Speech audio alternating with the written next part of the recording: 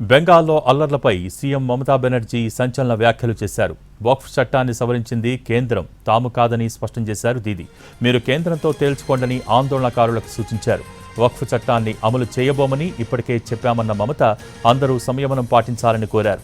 గత 2-3 రోజులుగా వక్ఫ్ చట్టానికి వ్యతిరేకంగా బెంగాల్లో ఆందోళనలు మిన్నంటాయి. నిరసనలు హింసాత్మకంగా మారాయి. ముర్షిదాబాద్తో పాటు పలు ప్రాంతాల్లో ఆందోళనకారులు వాహనాలకు నిప్పు పెట్టారు. దీంతో పరిస్థితులు ఉద్రిక్తంగా మారాయి. ఆందోళనల్లో ఇప్పటివరకు 3 ప్రాణాలు కోల్పోయారు. 100 మందిని అరెస్ట్ చేశారు పోలీసులు.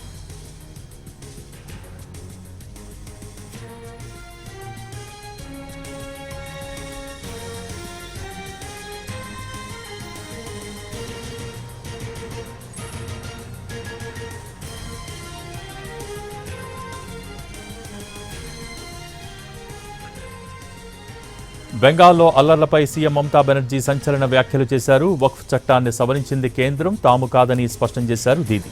మీరు కేంద్రంతో తేల్చుకోండని ఆందోళనకారులకు సూచించారు. వక్ఫ్ చట్టాన్ని అమలు చేయబోమని ఇప్పటికే చెప్పామన్న మమత అందరూ సంయమనం పాటించాలని కోరారు. గత 2-3 రోజులుగా వక్ఫ్ చట్టానికి వ్యతిరేకంగా బెంగాల్లో ఆందోళనలు మిన్నంటాయి. నిరసనలు హింసాత్మకంగా మారాయి. ముర్షిదాబాద్తో పాటు పలు ప్రాంతాల్లో ఆందోళనకారులు వాహనాలకు నిప్పు పెట్టారు. దీంతో పరిస్థితులు ఉద్రిక్తంగా మారాయి. ఆందోళనల్లో ఇప్పటివరకు 3 ప్రాణాలు కోల్పోయారు. 100 మందిని అరెస్ట్ చేశారు పోలీసులు.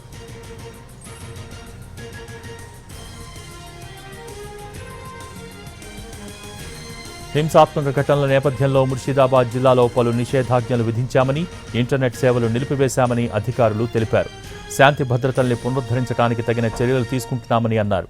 సోషల్ మీడియాలో వ్యాప్తి చేస్తున్న వదంతుల్ని పట్టించుకోవద్దని ప్రజలకు విజ్ఞప్తి చేశారు.